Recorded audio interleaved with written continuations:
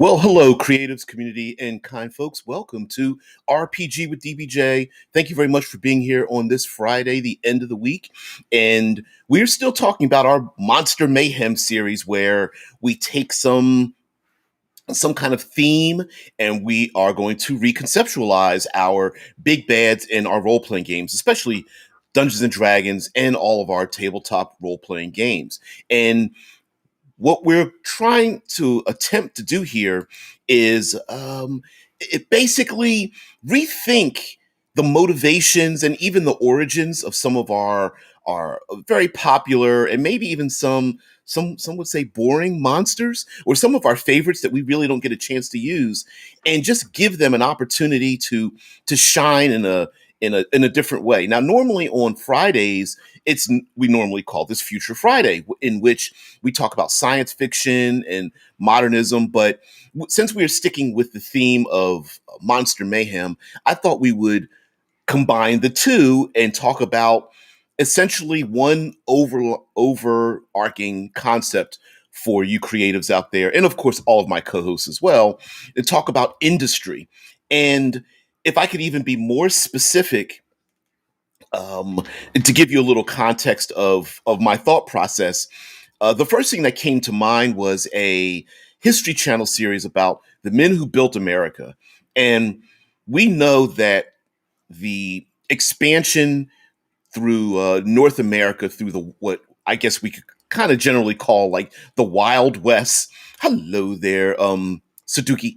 Um, the expansion through the Wild West had a lot to do with essentially the classic fight between naturalism and industrialization, and we lots of stories were built around the idea of the railroad being built and stretching all the way across from the east coast to the west coast of America, the gold rush, the finding of oil, the coal industry, cattle wrestlers, even something as I would even go so far as to say something smaller would just be people who have wanted to move west to find their own way, stake their claim on land, and build themselves a large farm. But we could even go even further when we talk about like strip mining and the creation of the telegraph and building and shaping our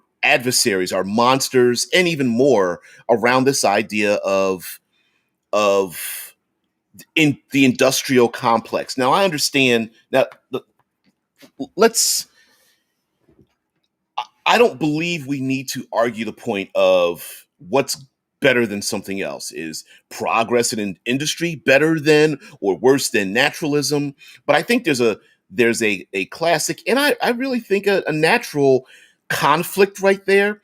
And I think I believe that there's a lot of storytelling elements to have with that conflict. And then within that conflict, I believe there are within that conflict, I believe there are, thank you, Wayne. I believe there are ways that both on the naturalist side and the industrial side that we can have conflict within factions within those groups and stuff. Thanks, Wayne. Wayne's mentioned coffee and conversation at DBJ's house. Does a better way to start the day exist? I would challenge thee. So let's spend weeks, months, years figuring that one out, right? But thank you anyway. Thank you so much. So the one I'm going to call this a motivating factor I think we can have some fun with is the idea that how many times have we seen um, bombastic totalitarian dictators want to build a monument to themselves, right? Or or cultists having to build monuments to some nameless gods or whatever. And we've seen this plenty of times in the stories of Egyptian slaves building giant monuments. I think that even counts in our industrialized concept here of the big bad just isn't trying to take over the world or get money or something like that. What they're trying to do is they want to build a monument to their greatness. And yeah, good. I can't match I can't match Colville's. He has a rapid fire AK-47 manner with his voice that I just can't match it. Yeah. How about when we're done, we both go over there? I'm more than willing to do that because I'm a I'm a love hate guy for him. So I watch no matter what. So it's fun. Uh, or I guess the better description would be listening. But I think the added benefit of having a monsters and adversaries and our big bads being part of some kind of larger industrial complex is that there's going to be a sizable part of the population, maybe even some of the most influential parts of the population. And I'm thinking political factions and rich merchants and nation states even that don't want the industry to stop. And one of the issues when an industry first comes into a population is that the old way has to be dropped to embrace the new way. We've seen this. The older, the classic parents have an old farm, and the kids see the glitz and glamour of the new way of doing things, and they want they're not going to pick up the family tradition any longer. They're going to move on, and so that tension right there is really great for like player characters and whatnot. And then of course we have the leave the small town to go to the big city, get your hopes and dreams crushed, and want to go back to the small town, only to find out it doesn't exist anymore because the industrialization has moved in. And the idea, oftentimes in fantasy, we really don't see this a lot, but the idea of having I don't know, the Fay Glen mowed down as like tens of thousands of trees are cut down, or um, maybe a dwarven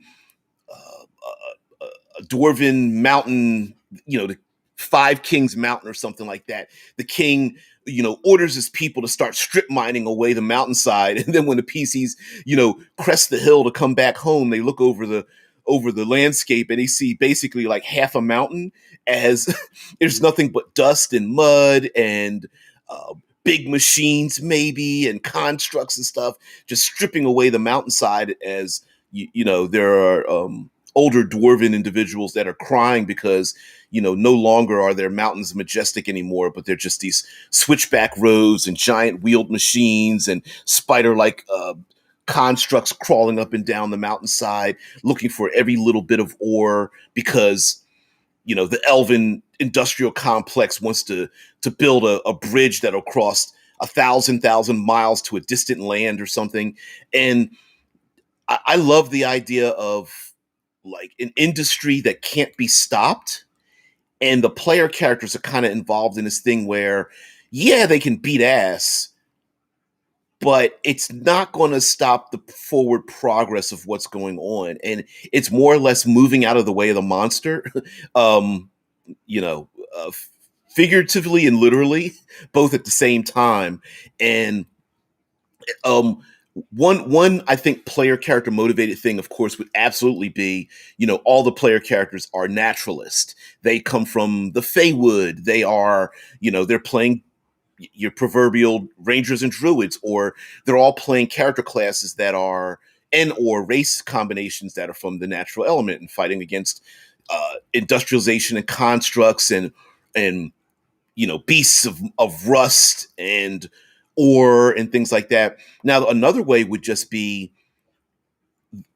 another set of the player characters could be from the industrial era or region of this particular type of the world, but they want some form of they're not destructive about it, and the people around them are the industry around them is, and what they're trying to do maybe is to bring some sort of order or peace or solve an issue. Maybe the landscape is really destructive, and the player characters are actually agents of order and progress, but they're like the middleman, or maybe um, they are the limiting factor on something that can go way out of control. Wayne mentions sort of what I find wrong in modern 5e. I've seen games with basic cyborg types and tinker gnomes riding gadgets. Seems to me the world should be less medieval and more industrial age. And that's exactly what I'm getting to. I think we can make the argument of whether it should or shouldn't be. I think could you I I, bel I agree with you that at some point, do you think this is where it would go? And I'm going, sure, why not? You know, just like the argument about firearms in Dungeons and Dragons, how people like and don't like them. I disagree with the argument that inserting them will automatically come to an end result of firearms taking over. Sure, but maybe not at this very moment, right? So industrialization doesn't happen in 5 minutes; it happens over generations, possibly. Um, Even if it's only one generation, if it happens the next generation, it's not. It is now only beginning in the player character's time period. So I think sometimes we're a little too brilliant for our own good in the role playing game community, in the sense that in in the in the sense that the I'm going to turn off something. It's because it's bothering me.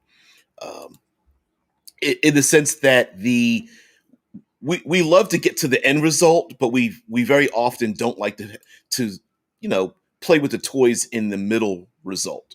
There was a period of time where people just guffawed at the idea that there would be a horseless carriage, and to their credit, they were probably right considering all the evidence they had before them. Once they passed away and the next generation came up, they were just like, yeah, our parents were kind of stupid. We're not going to need horses anymore, right? So there is that same thing with airplanes and the telegraph and the railroad and all that kind of business. So um, I think with an industrialization, we don't necessarily need, but I think there will be plenty of having constructs everywhere, maybe being built literally on in factories. I mean, even the idea of the idea of a factory, or at least the idea of a conveyor belt style of building things, where heck, I don't know how ridiculous this would be, but you have holy avengers being stamped out by machines and ore being poured into molds, and one person down the line, and all they're doing is just breaking off the chunks off the mold to have it move down, and you have like a couple of wizards there, and all they're doing is just blasting the magic items with magic to have it move down the line, and someone wraps the hilt, and somebody else is working at a table cutting leather to make sheaths for holy avengers that they're going to give everywhere. I mean, not that you would need to do something like that, but the idea of like factories and foundries, forges, just like churning things out and smoke. um with monsters, I don't think we would need to have a specific type of monster, but I think we can come up with a number of great monsters to have. Like, for example, we're going to have industry leaders, and anything and every one of those monsters that's basically a pretty good, shall we say, conniver, I think would be pretty awesome. Most fiends, Rakshasa, hell, even reskinned Celestials who think that they're bringing to the world a better place would be pretty awesome. Anything that's hideously intelligent, I think, makes a great industry leader, and of course you're going to have to give them some lieutenants, especially some kneecappers. Give them a bunch of, like, could you imagine some like an Etten giant going around making sure the factory people are working correctly?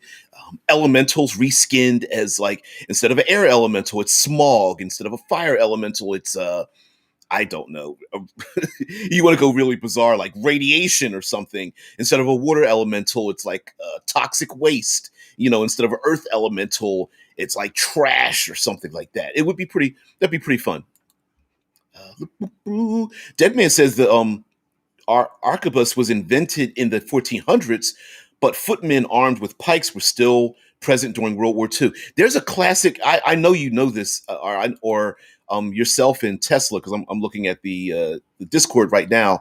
There's I believe it's a photograph, if I'm not mistaken, of in World War One, of horse riders wearing gas masks, and kind of like that. It was that tipping point of like feudal medieval type of warfare meeting an industrialized, mechanized kind of war, and it were like images back then.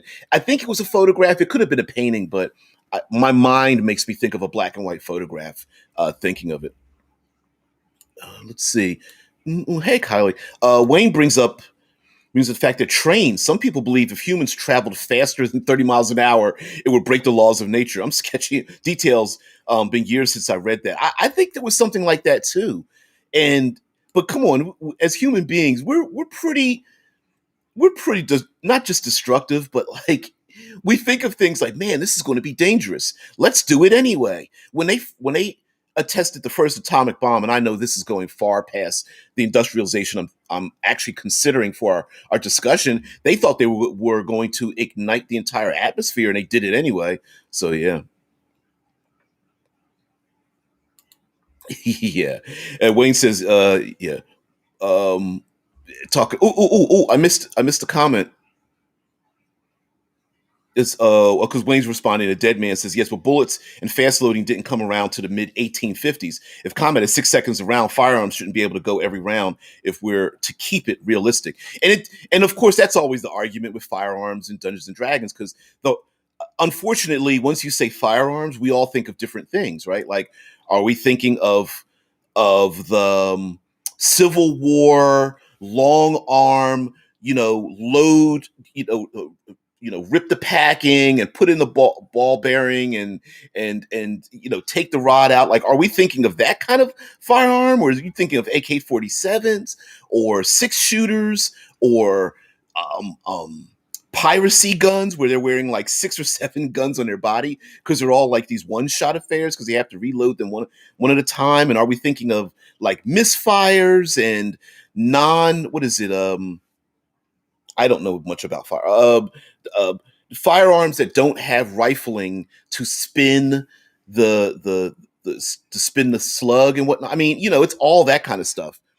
Um, yeah, the dead man's talking about firearms coming around the 1600s, and then there's the idea that a lot of us don't even like to think of the fact of why does a longsword do 1d8 damage?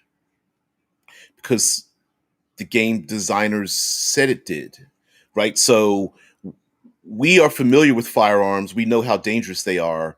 So we automatically assume that they are in game going to be more dangerous than medieval weapons, but you don't have to make that decision. It's a game, right? So there's all that kind of stuff. Um, anyway, Kylie mentions that check the serial number on your Vorpal plate. Its true name will be needed to scry with a service wizard to lift the denial of bonus curse. Gotta read the fine print. You break it, you bought it. Paladin's like, I'm returning this. It doesn't work. I had to hit a fiend 3 times with this damn thing, and it didn't kill it. Hey, buddy. Hey, you break it, you bought it. Here we come with the firearms argument, right? And uh, you know, every we like I said, we always like to get to the end result. We don't like to play in the middle ground. But like Michael says, here's the hitch: if there are not firearms because of the period, there's no plate armor, maces, warhammers, rapiers, scimitars, halberds, pikes, and glaives. Yeah, yep. It's really weird. And again, like I said, we didn't.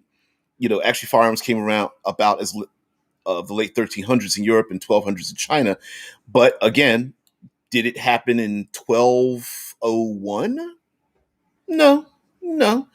There were plenty of people who lived probably a couple hundred years that were like, "There's no way this will ever be a real thing." And I think it's kind of funny that like everyone wants to make up alchemists and artificers and have constructs and machines, but you bring up a firearm, you bring up a wand with a handle on it, and everyone like loses their minds and stuff. But whatever.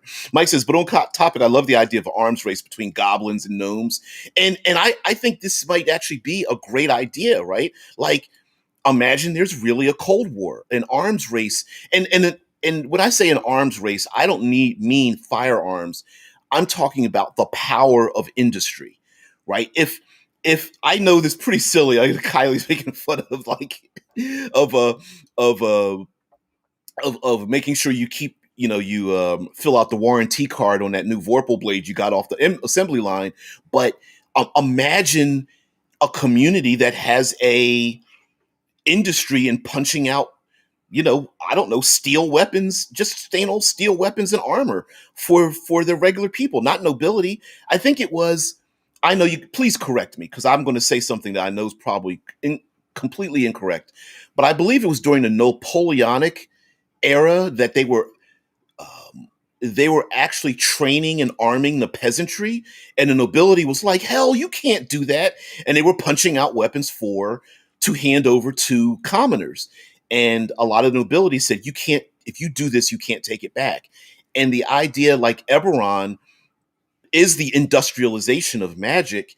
I like the idea of the player characters just standing on the precipice of something where, sure, in hindsight, it doesn't seem like it's a big deal, but they know that, hey, if the Snurfleblin factory isn't shut down, they're going to arm the entire thing.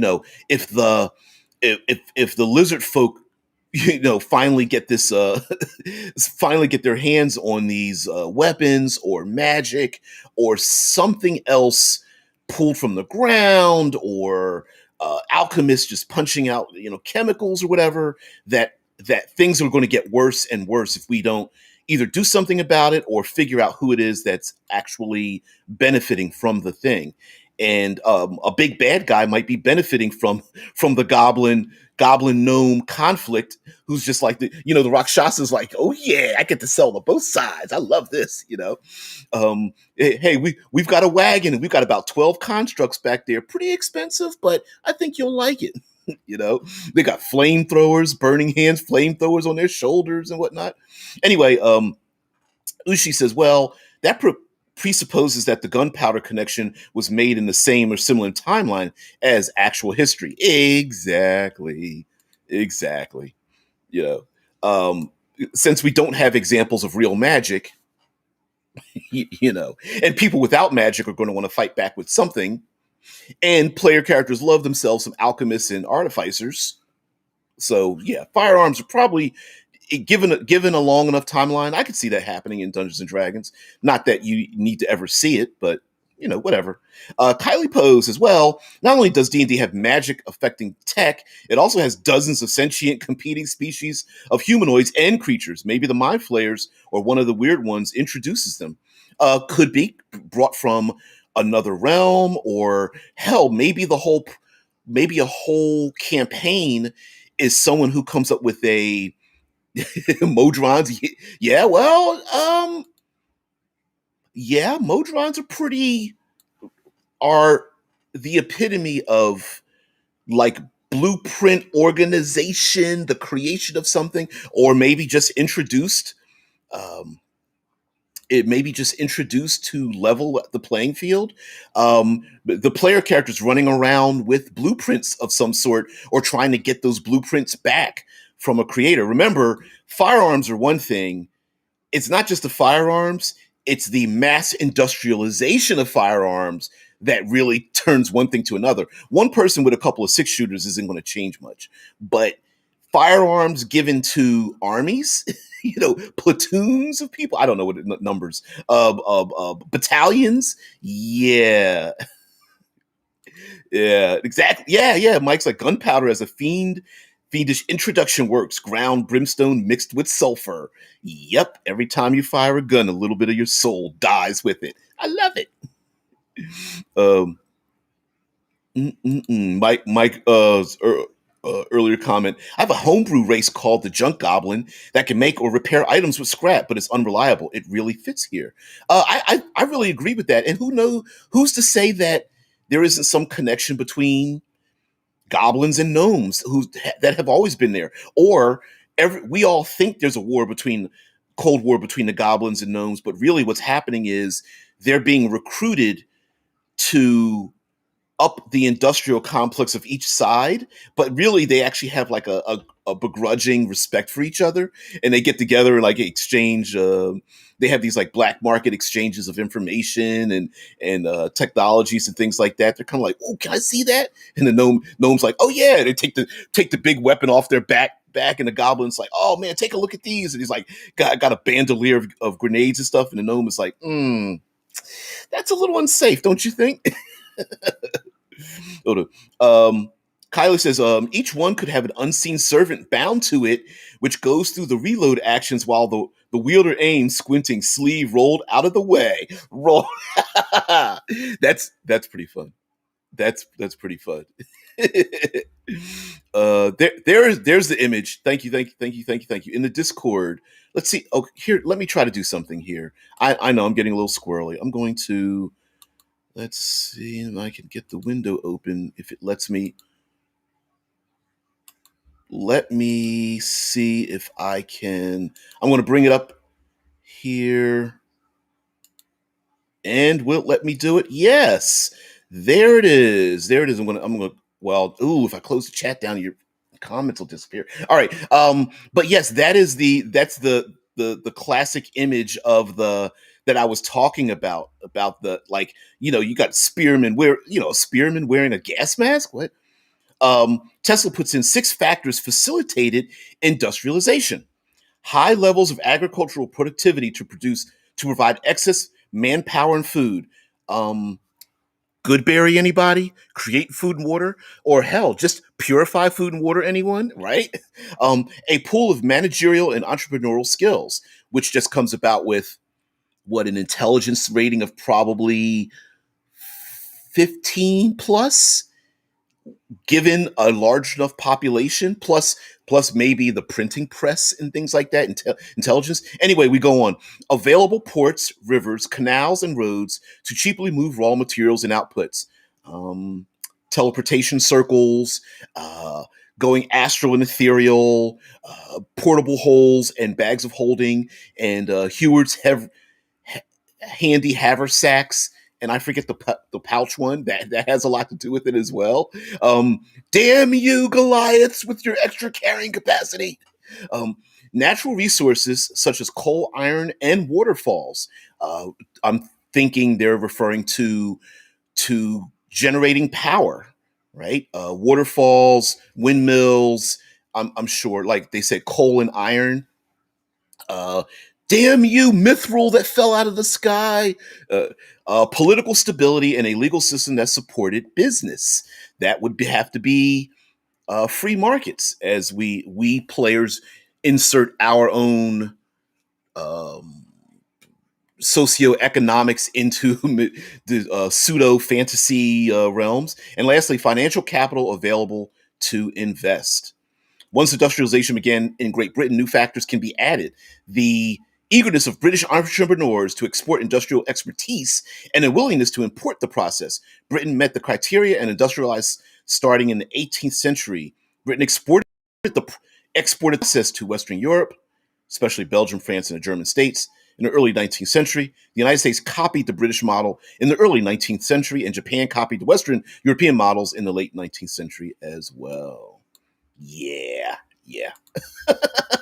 Sorry, got a little squirrely there. But listen, absolutely the idea that could industrialization come to, you know, in a non-Eberonish way or maybe pre-Eberon way, could that happen? Yeah, and maybe the players are pulled right in the middle of it, and I'm thinking that would be awesome. Michael says, riffing on your idea of fiend gunpowder, it's not your soul, but the remains of lost souls. You're literally expending fallen sentient species without your knowledge. Ooh, I think people would still use it even if they knew there were other people. Yeah. Yeah. Oh well, yeah, absolutely. That who's listen. Mm, mm, mm, mm, mm, mm. Oh, Wayne's trying to find a Discord. Okay. Yeah, Michael says machinery can be operated by unseen servants. Unseen servants cannot attack, but they can say turn gears that operate turrets. Who? And again, I love this idea because on one of the fears that breaks Dungeons and Dragons, and why I'm talking about industry is because we're really going to talk about breaking D&D, right? And the idea that you know, unseen servants, 0 point commoners could, I don't know, get behind the turret of things that could blow your PCs away, or get inside of giant machines, or run around in mecha suits, mechanized suits of armor. And just much like Eberron became very good, because listen, as the player characters, we all know that there's this discrepancy between, as players increase in level, that they so far outpace your commoners that it seems a bit unrealistic. They're beyond first level. It's ridiculous to quote unquote put a dagger up to the throat of a player character and have them be scared, because they know, well, I've got 37 hit points. There's no way a dagger could actually kill me, and then we as players start to fold our arms and go, this does hit points don't make any sense. This is stupid, right? We get into that whole big argument, but it makes a point of like, well, how do we keep a level of verisimilitude in the game of of wonder and fear and the necessity to navigate the world carefully, and the fact that if the players go into a city state and they look up at these massive turrets and there are people walking around with firearms or something. When I say firearms, I'm talking like very rudimentary things like blunderblusts and alchemical grenades like that were thrown in the movie 300, or even something completely unreliable or whatever that could blow themselves up as much as the player characters. Heck, even industrializing our own monsters, right? Barrels of living oozes, people using anything from dire wolves to my favorite, which are displacer beasts, to riding on the back of purple worms, to continue with the strip mining of the Five Kings Mountain or something like that. That the monsters themselves become um, off the shelf force multipliers when it comes to moving and building and things of that nature. I mean, then the players are like, yeah, maybe they might have to hesitate before they start wrecking shop when they come into town and wanting to kill off the nameless NPCs, because the dungeon master is going to make the NPC turn on us anyway. Let's kill some random NPCs, and then the people turn around and like, what are you doing? Killing people in the middle of the street? We might have to stop you and stop the murder hoboism. Michael says, elvish airborne troopers repelling from flying ships, dwarven tankers attacking from wooden covered wagons operated by unseen servants, goblin and gnome mecha. World War D&D. I love it. Industrialized. And along with that, you guys know I'm the self-appointed third pillarist of the tabletop RPG community. I love using the environment. So having things, anything from like, of course, if you're going to industrialize, you're going to need raw materials. So could you just follow me down this rabbit hole as I talk about strange and weird and dangerous locations for player characters to have these battles, right? Like, for example, deforestation and throwing logs into rivers. Imagine having to run across or having a battle where you're standing on a flowing river of logs, where at any moment, not only could you slip and fall, but you could slip between the logs and get trapped underneath while you're going down like a raging river or something. Or how about one of my favorites ideas is like a foundry, like those the foundries where they're taking molten ore, and you have these giant buckets full of molten liquid and metal going overhead, and you have like a big furnaces open and piles of ore and stone and rock, and maybe mechanized arms grabbing bits and pieces and putting them together. You have gears and having to dodge around the heat and the flame, and worrying about being crushed and ground between gears and things.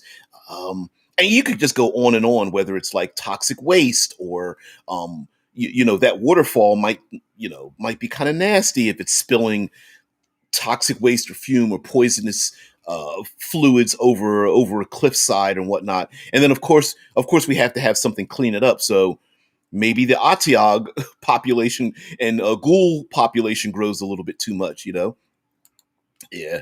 Oh, here we go with the hit point argument. Wayne says just because one may have 75 hit points doesn't mean they can't have their throat slit in their sleep. Old school hit points really represented you while active. Prone or captive targets were a different story. Somebody might argue with you with it. I agree with you. I think some people might argue that with you. Harry. Thanks, dude. Thank you. Says just put in a super chat. Thanks for the coffee. I really appreciate it. Says just hit the like button, please, and do what he says because he will hurt you. Um, let's see. There might even be, Mike brings up the fact that there might even be equivalents of the Chinese fire or rocket arrows. I like that a lot. And since this is fantasy, we don't necessarily need to rely on real world chemical and metallurgical processes, right? So just because we know we have firearms today doesn't mean they need to, and any of that needs to operate in the same way. Meaning, like, there just might be a manner in, for example, making arrows that shoot like electrical pulses, like you shoot the arrow and it turns into like a lightning bolt or something like that through a pseudo scientific manner in world, you know.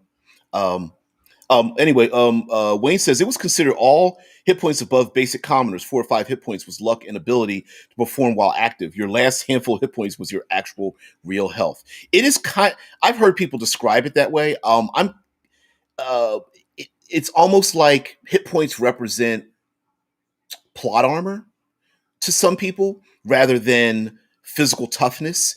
It's it's not just that you are suffering hits, but you're avoiding it. But that's maybe we might have a hit point argument that, you know, the hit point alignment, armor class, etc. argument at some other point. But I'm with you there.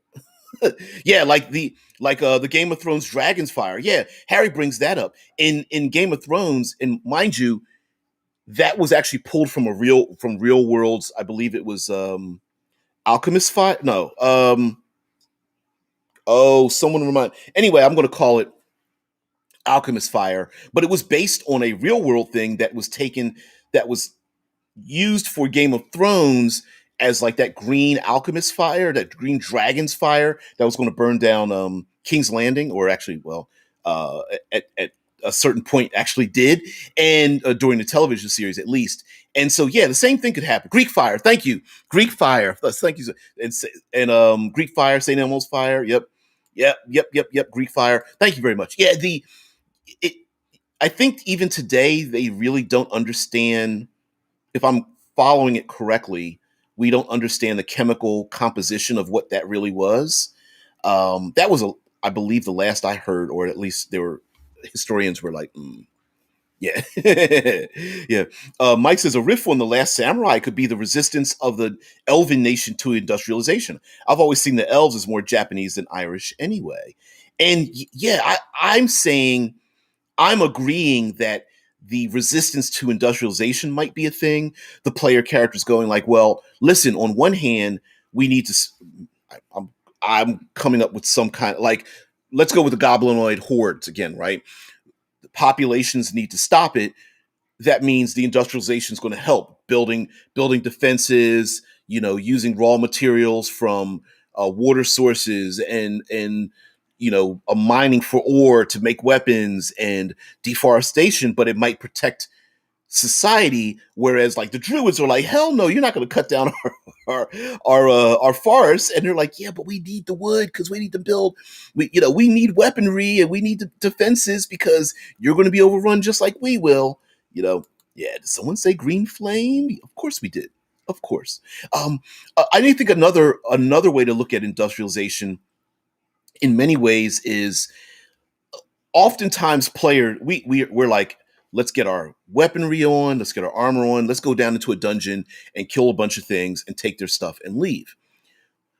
But what happens after that? Like, for example, in um, okay, let's go with the first Indiana Jones movie and Raiders of the Lost Ark. in that movie, Indy is running around and he's got the medallion, and the medallion's going to be put on the staff, and the staff's going to show him the location of where they're going to get the Ark of the Covenant. But if you notice in that movie, what does the bad guy do? He's got like an army of like workers trying to uncover where this darn thing is. Who's to say that your big bad, a Rakshasa, is like, oh, I'm going to find the magic weapon, and I'm not going to hire the player characters. I'm going to hire 1,000 commoner workers plus, some union people and some excavation machines. I'm not going in the front. Rakshasa's like, I'm not going in the front door of the dungeon. I'm gonna dig the whole dungeon up, and how we often don't think about the secondary part of that, like PCs go into dungeon afterwards, a whole maybe society builds around it. I told you guys about the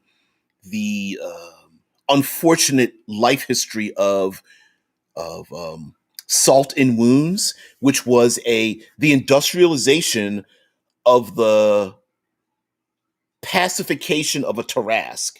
Now, mind you, yes, we can go with the whole argument of whether Tarask really is kaiju sized or whatnot, but the setting was based around the idea that there was a single kaiju sized. We're talking like a little bit less than like a half mile long Tarask pinned to the ground by 13 arcane harpoons. This is when the Tarask could never be killed. And it would always come back. And a whole society was built around it. The blood seeping into the ground, and a whole class of people who were literally charged with cutting off chunks of its meat and flesh, and industrializing the body fluids and the brain matter, and using the bone as weapons and things, and having to watch out for at one point in the distant past, the tail came loose and smashed part of the city. And the different sections of the city were called meridians. There were 13 meridians. And if you were rich, you lived near the head. But if you were poor, you lived near the tail and whatnot. And that's what I mean by industrialization and monsters. Not necessarily machines, but, for example, using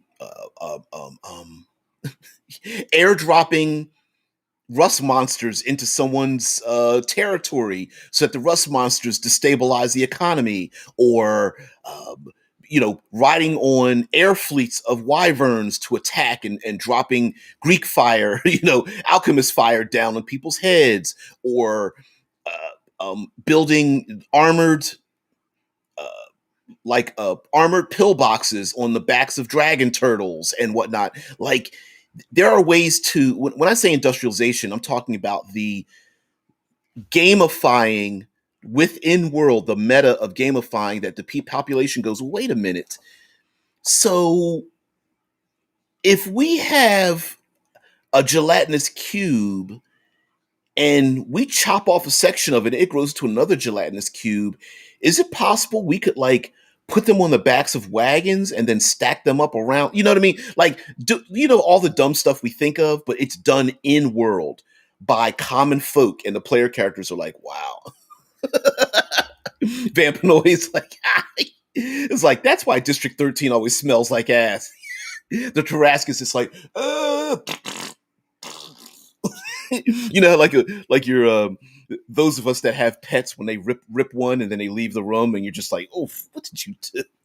The same thing might be the same thing.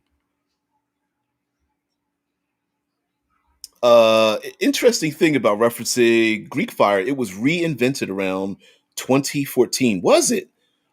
I always thought that well, I mean, society keeps moving on, but I always thought that historians couldn't figure out the actual chemical compound, considering the descriptions in historical context about how it worked. Michael says hobgoblins tend to have a classic samurai look, so a hobgoblin musket user works much like the adaptation of the matchlock by samurai during the Sengoku period. And hobgoblins are classically lawful evil, so very militarized. Hobgoblins actually make a really good industrialized species to really embrace that kind of thing. Like, oh, hey, you're an alchemist with alchemist bombs. Why don't you make, I don't know, 5,000 of them before we go into war, right? So yeah, absolutely. Mike says traditionalist sides who are adverse to industrialization might also include dragons, creating an odd political alliance with elves. And I think the idea of aligning, like for example, maybe fiends caused a rift, are purposefully causing a rift between, say, the goodly people of the knights and a goodly industrialization to fight against the naturalists because they want to see what happens when that friction happens, even though both sides are like, I'm right. No, I'm right. No, I'm good. No, I'm actually good. And they're going to war with each other because of needed resources and such. And I agree. Like you might have strange bedfellows. Like for example, like dragons are like, we don't want highways and smokestacks and chemicals being dumped into the waters. We want to be kings of the world. We're willing to work with you to stop this kind of thing. Hell, even you might even claim that there might even be fiends who might be on the side of the naturalists because along with industrialization comes knowledge and easy power, right? Like the United States wasn't built on the sword; it was built on the gun, and that was because any person could pick one up and use it themselves. And that wasn't the case in a lot of in a lot of the ancient nobility. The commoners couldn't just pick up a sword because that's a complicated item to use. Swords are pretty are you need some pretty high levels of skill to use a sword, a lot more training than it would to pick up a firearm, right? Or to throw a bomb, or to operate, flip a switch, or to ignite an explosive device or something like that. That's true though. That's true. Mike's like devils don't care who's right. They're in it for the souls. Yeah, they don't care. You go ahead and destroy. Not it's not go ahead and destroy each other. It's go ahead and sell your soul, which includes the destruction of your own soul to get the thing done by destroying other people. Go ahead and do that. We'll be right here waiting for you, for you to beg and go, I'll do anything just to win. And they go, ding, did you call me? Asmodeus or Asmodeus shows up, is like, I think I think we can make a deal. You want to stop that war? I think we could make a deal. Right? Um, I think something else that we can kind of pull from for our big baddies when it and our adversaries when it comes to industrialization, of course, are all the mistakes, all of the leftover technologies as well. Like in Eberron, the Warforged came out from Eberron, machines created to do battle, and okay.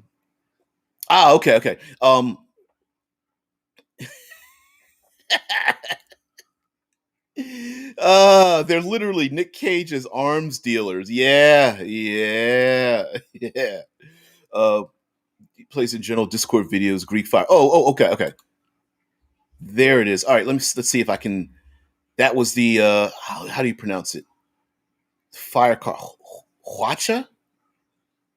Let's see if let's see if I can pull this up here. But yeah, the the idea that you could use. All right, I have to bring it back up again.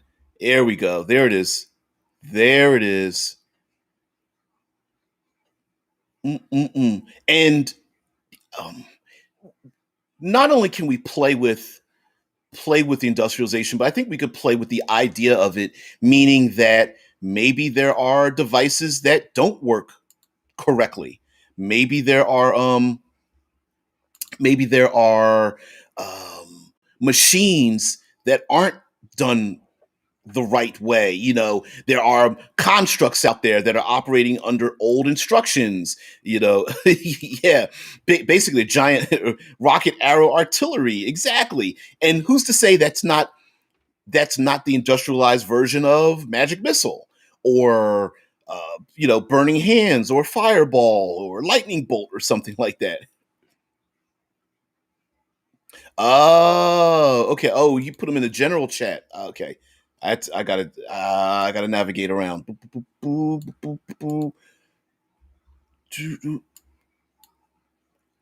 it's the video of The first flamethrower, the Roman flamethrower. Let's see if we could switch this over here. I don't want to stop sharing it. I just want to switch it over.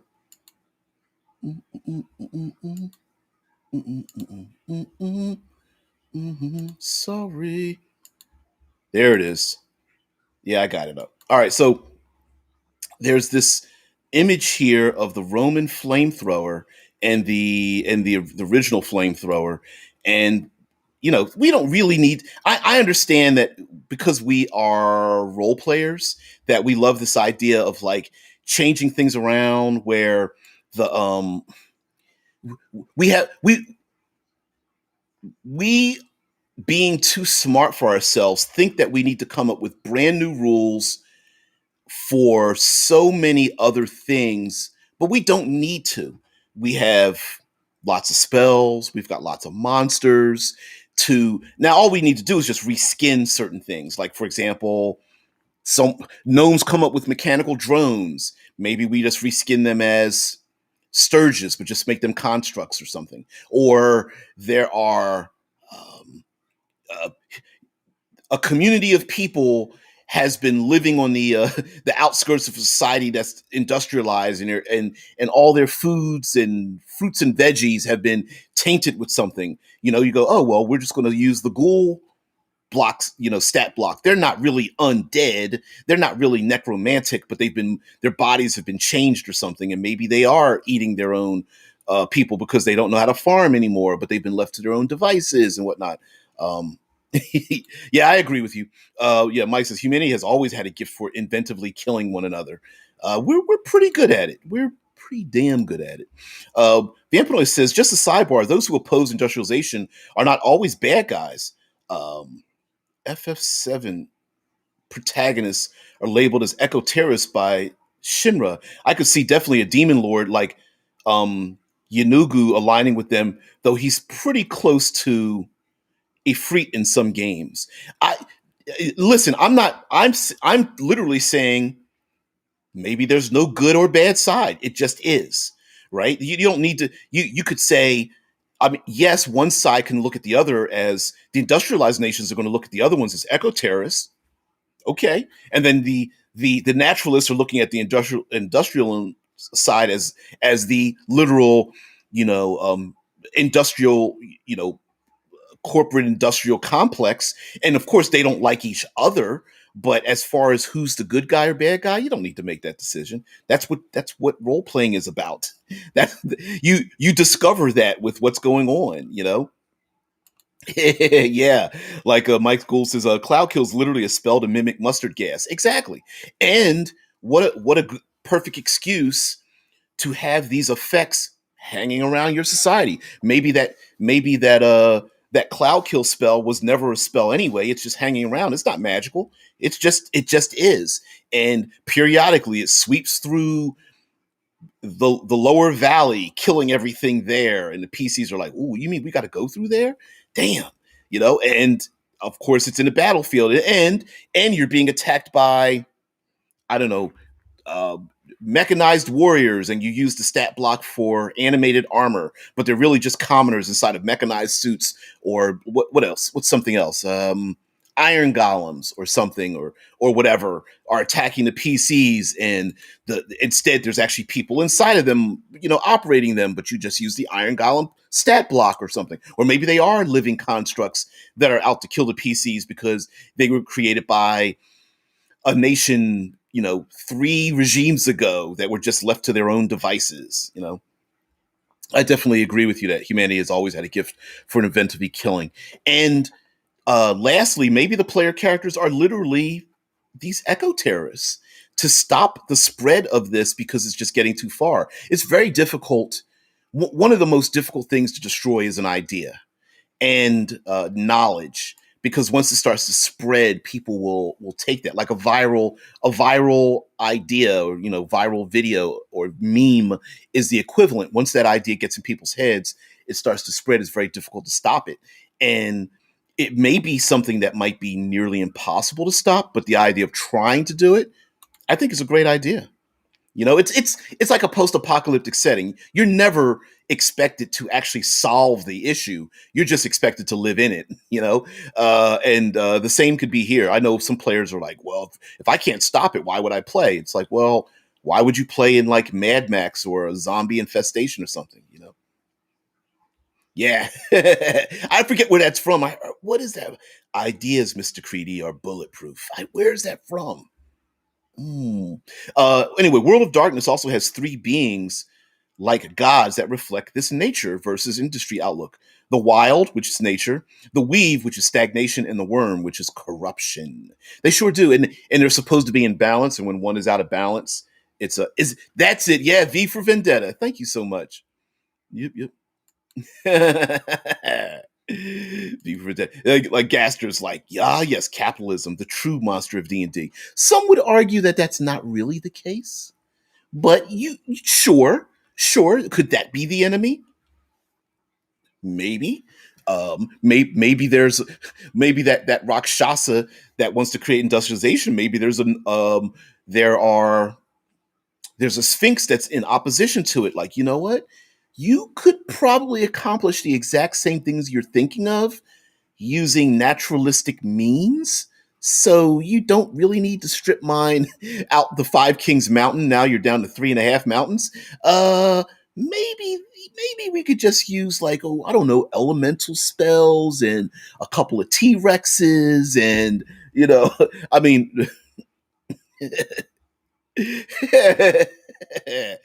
what is it? Quickly fire the quickly bard, fire the Mark's cannon instead of vicious mockery. Everyone stand before me and hear me read upon the my Marxist yeah, that'd be funny. That'd be pretty. The naturalists and industrialists get together to stop the spread of communism. I don't know. It'd be pretty ridiculous, but pretty fun. Vampanoid says gives a spin to living spells. The earth is angry and lashing out. We've seen living lightning bolt and cloud kill, but have you seen a sentient meteor swarm? Technically, you could probably make just nearly every spell alive. I actually inserted this in the Level Up 5e. If you go to levelup5e.com, that's actually going to be in one of the environmental things, a living spell. So what happens is you travel along, and one of the benefits or boons that you get through traveling through one of these arcane locations is that a spell that someone casts becomes a living spell. I believe it is armor class 10 plus level. Hit points are, I think the hit points are level times 3 or level times 5. Movement rate is 10 times the proficiency bonus of the caster. And they also have the natural ability to use that spell at touch. Something like that. I can't remember all the details, but yeah, it's something like that. Make up your own living spell. Yep. I'm sorry. Yeah, okay, I did see that comment. I apologize. Michael mentions greed is the real evil. Yeah, Mammon, the archdevil of greed, might be behind this, as well as D making the guns. I always pronounced it D-I-S-D. Yeah, oh yeah, absolutely. And this, like devils like to do, they love to make amongst themselves. They might be friendly bargains, but this might be their way of like, I'm gonna give them sulfur to use for fire, brimstone to make for firearms. And you're like, oh really? And D's like, okay, I'm gonna build them firearms to use it. And he like Mammon's like, oh, greed. That's a good idea. Yeah. Yeah. Michael says, I like the idea of a living cantrip as a familiar. Oh yeah. Oh yeah. I love that idea. I it actually kind of makes a lot of sense, right? Like a ball of light following a wizard around. What is it? Well, that's my familiar, you know? Gaster Two Soul says, factorums, ancient factories from the golden age of technology, having the ability to make relics from long since past. However, they are mostly sealed away. No one gets in, and not one person can get out. Hey, maybe some of them are broken or still spewing out some of their devices. things being created for that purpose. No one remembers what the purpose is. They just know that it's a great weapon or something. Some say even the factorums run off the blood, bone, and skin for its payment of items. Actually, that's very close to what is it? Descent into Avernus has like a Mad Max feel to it, with the player characters driving around in these bone and blood and skin built soul powered machines or something. Mike Gould mentions a living minor illusion, a living mage hand, living dancing lights, etc. Oh yeah, hell, if you clerics, a living, cure wound spell, a living sanctuary, a living sacred flame. I think it fits. I think a living spell fits probably 95% of all spells. Yeah. Oh no, I hear you. Yep. Avernus is. I like Astro Soul's comment. I just like the idea of making a factory from from like an industrial era with like a soul made of pure evil. I butchered that, but I apologize for that. But yes, absolutely. Yeah, who know? Who's to say that the people who are creating this industrial horror themselves haven't been corrupted first to grant them the knowledge that it took to build the thing in the first place? Like, for example, um, using Da Vinci as an example. Hey, I've got all these papers that I think people could fly, and then the Da Vinci person who represents Da Vinci in this world is like, oh, if I could only just one less piece of knowledge. And somebody from a fiend from the nine hells is like, you called?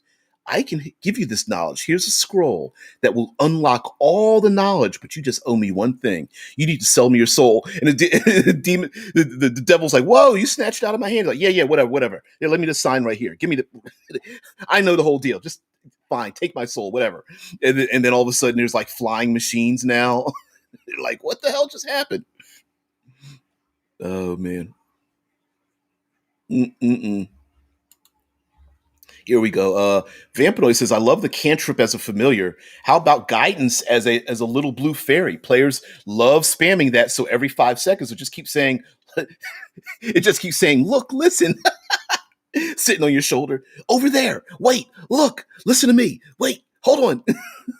Everyone's like, "Shut it up! You wanted guidance." Barbarian's like waving his stick. Get out my face.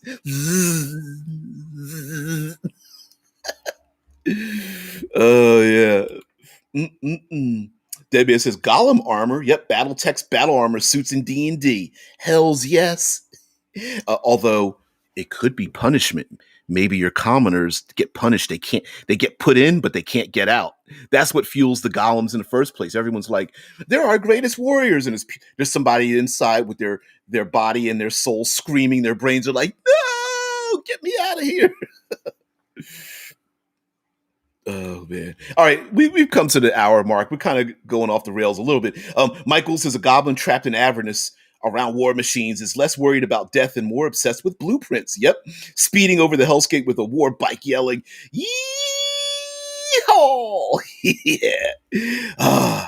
Chrome, Valhalla. Oh man, that movie is so sweet, so sweet. um, Lastly, guys,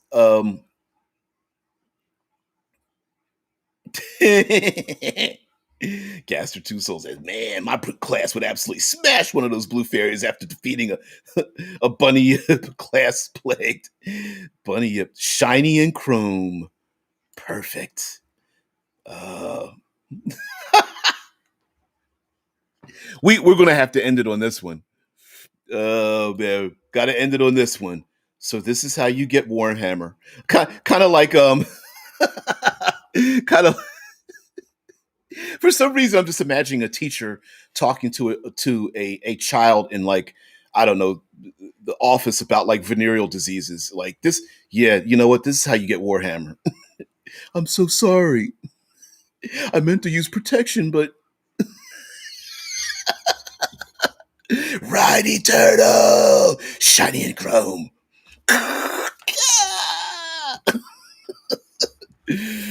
Oh man, this is how you get Warhammer. You know what? And once you go Warhammer, you can never go back. It just sticks with you. It's like up inside you. It I need a T-shirt with you know how you have like the warnings on the back of a pill bottle? It's like the back of a pill bottle, and at the bottom of it said, "This is how you get Warhammer." Oh man, Wade's like, "Thank you once again, good people. Great place to start a day, and may yours be fantastic." I really agree with you there, guys. Thank you so much. Thank you so much. Uh, Yeah, I'm not going to make a sales pitch because there's a bunch of crap out there. Anyway, I will be more forthcoming with putting a lot more links and details below the videos. Right now, I don't have that. I'll probably make a Google Doc and then just copy and paste it as I do it. Right now, Restream doesn't let me do it, but I did upgrade my Restream so it will allow me some greater options so that hopefully the show the show just visually and audio and whatnot gets better. But that being said, thank you guys, everybody, for just being here. Thank you very much for making me feel welcome in your minds and your homes and such. I really appreciate it. Thank you guys. You guys are like, yeah, have a good time. Chrome, yep, Mad Max Fury Road, great. What a great movie. Oh my god, the movie.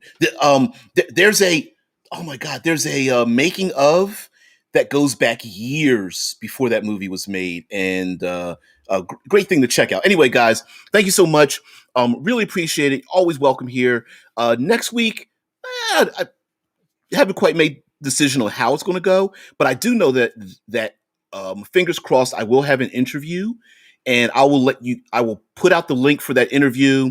I'll put it in the community link in YouTube. My I barely use my Instagram. I don't think I've ever posted anything on it, and my Twitter account is now unsuspended, so I end up doing that. So I'll put the links, those links will become available to you in the near future. Don't worry about it right now, but all that stuff will become because I let this go too much because I'm having too much fun doing this.